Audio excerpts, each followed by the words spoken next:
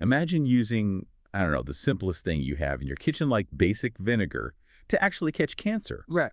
Today, we are taking a common household chemical, acetic acid, and uncovering its really profound life-saving role in modern medicine. Right. And this isn't about cleaning counters. No, not at all. It's about a highly sophisticated technique used during an endoscopy to reveal these hidden early signs of serious disease. We're talking about dysplasia and early cancers in the GI tract. Okay, so let's unpack this. For this deep dive, we're focusing entirely on insights from excerpts of a YouTube video.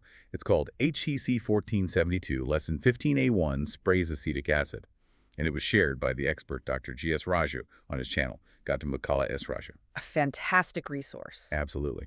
So our mission is to get fluent in, the purpose and the technique of using this acetic acid spray in gastrointestinal endoscopy. Mm-hmm. We want to understand precisely how this common chemical becomes such a critical diagnostic tool for endoscopists. And how it helps them catch these really subtle, high-risk changes in 3 very different parts of the digestive system. That's the goal. When we talk about acetic acid here, we're really talking about what?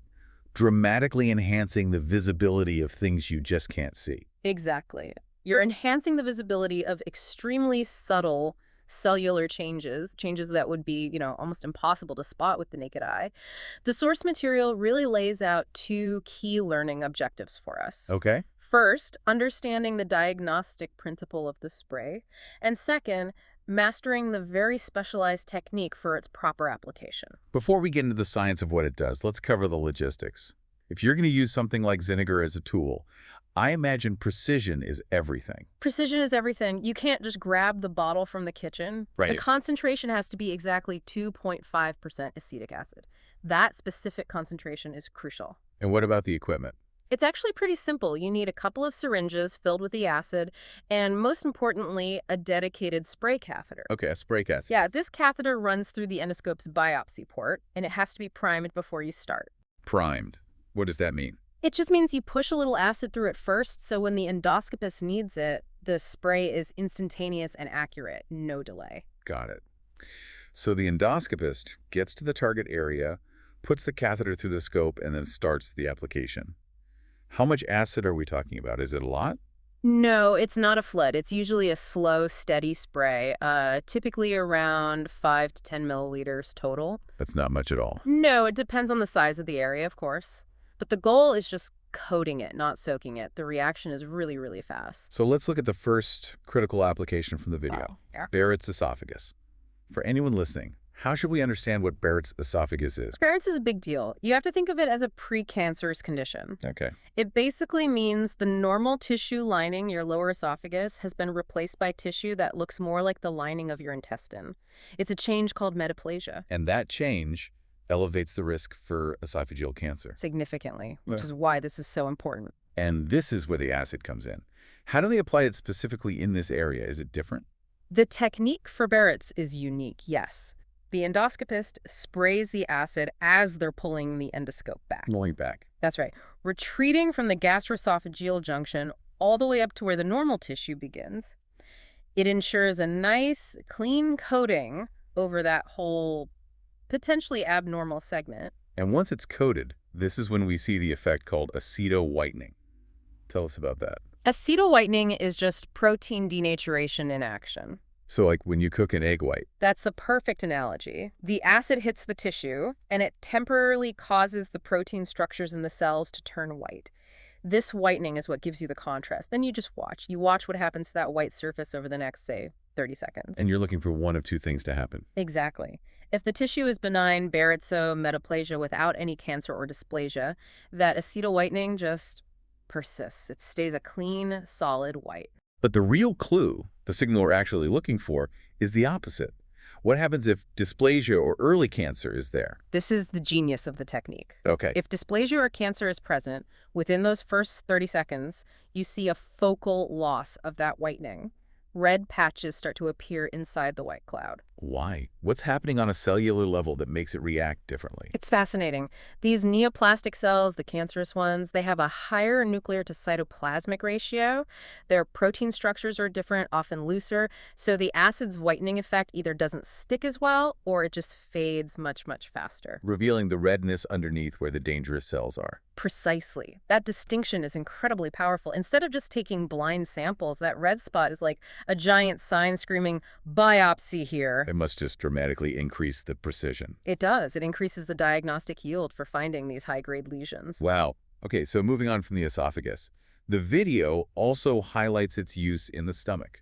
Right. If we connect this to the bigger picture, acetic acid is also vital in the stomach for defining the extent of something called gastric intestinal metaplasia, or GIM.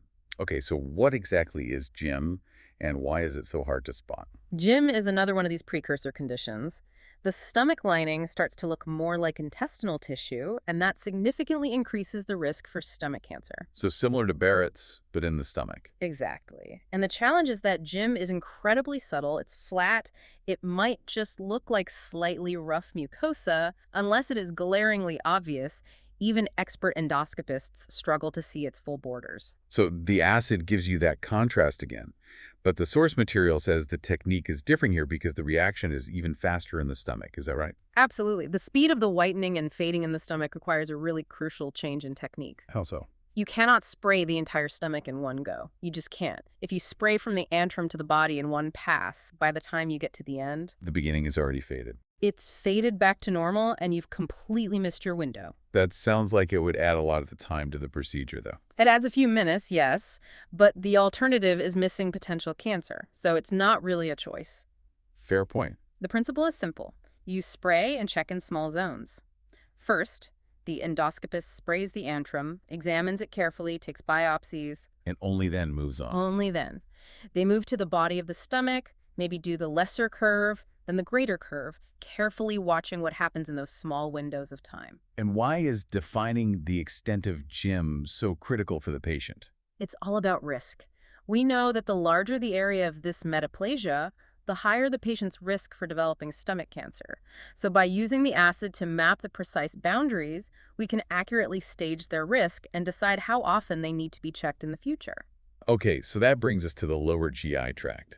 It's fascinating how this one spray solves a completely different kind of problem down in the colon. It really is. Here we're talking about very subtle polyps. One's called sessile serrated adenomas. Right, SSAs. They're basically the stealth polyps of the colon. They're flat, they're indistinct, and they're notoriously difficult to see because they lack a clear, raised boundary. So they don't look like a mushroom on a stalk. They just blend in. They look more like a slightly rough patch of wallpaper blending into the background. It's a real challenge. And I can see the dilemma there. If you can't see the boundary clearly, how can you be sure you removed all of it? That is the high-stakes problem. Before techniques like this, there was a much higher chance of what we call incomplete resection. You leave tissue behind. And if you leave even a little bit of it. If you leave a small remnant of an SSA, there is a very high risk for that polyp to come back, to recur, often in a more dangerous form. So the acetic acid is the solution. It just lights up the edges for you. It defines the true extent and the exact boundary with chemical precision. It just elevates the level of certainty for the person doing the resection. So it guides the tool, basically. It guides the tool and helps ensure complete removal right up to the margin. This directly mitigates that high risk for recurrence. It turns an indistinct smudge into a clearly defined target. This has been, just an incredibly efficient use of basic chemistry, turning a household item into an advanced tool. Let's just quickly summarize the 3 uses we've covered. Sure. So first, in Barrett's esophagus, we saw how the acid defines neoplastic tissue.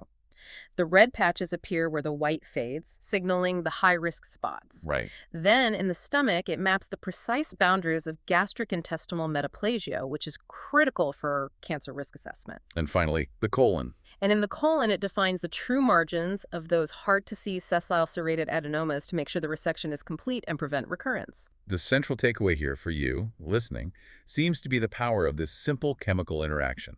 It is. It's protein denaturation, that aceto-whitening. And it fundamentally transforms these subtle, high-risk lesions from being nearly invisible to becoming clear targets. It's a massive win for early detection and for preventative medicine. It really is. But that makes me wonder, though.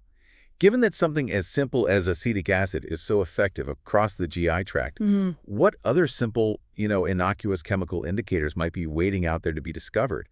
Things that could revolutionize early detection in other parts of the body. Mm. What other hidden threats could a little bit of basic chemistry, something that might already be on the shelf, make visible for us? Something to mull over until our next deep dive.